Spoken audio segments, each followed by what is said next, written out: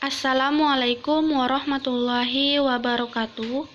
Saya Julianti Hasibuan, NIM 200821019.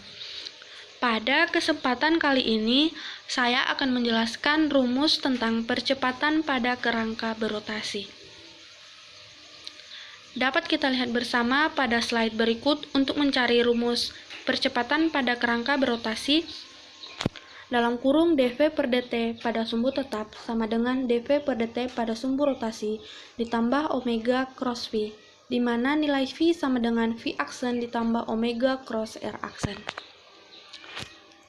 dV per dt atau bisa kita tulis dengan A yang merupakan percepatan, karena turunan pertama percepatan adalah kecepatan, sehingga dapat kita tulis pada rumus dV per dt. Kemudian omega merupakan kecepatan sudut dan V merupakan kecepatan. Sama dengan dalam kurung d per dt pada sumbu rotasi, nilai V-nya kita masukkan, yaitu dalam kurung V aksen ditambah omega cross R aksen ditambah omega cross dalam kurung V aksen ditambah omega cross R aksen. Sama dengan dalam kurung kita kalikan dV aksen per dt pada sumbu rotasi tambah buka kurung siku d dalam kurung omega cross R aksen per dt tutup kurung siku pada sumbu rotasi ditambah omega cross V aksen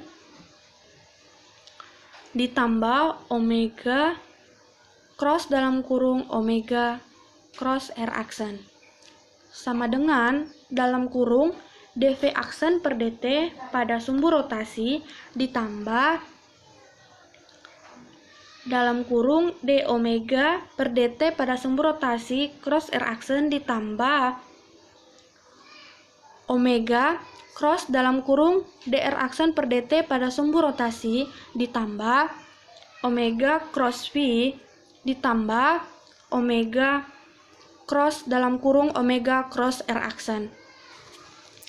Karena d omega per dt pada sumbu tetap sama dengan d omega per dt rotasi ditambah omega cross omega sama dengan d omega per dt pada sumbu rotasi sama dengan omega titik.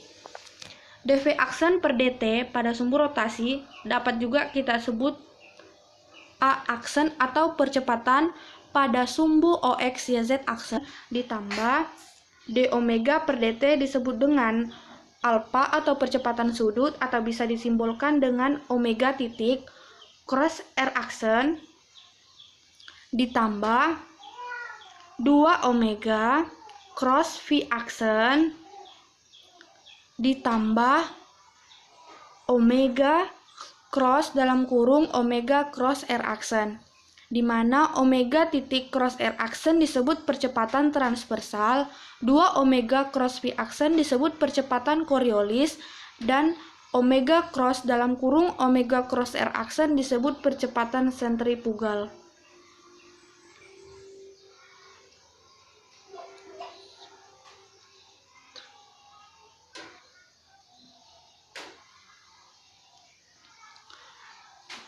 Gaya transversal atau F-trans muncul jika sistem koordinat rotasi mengalami percepatan angular.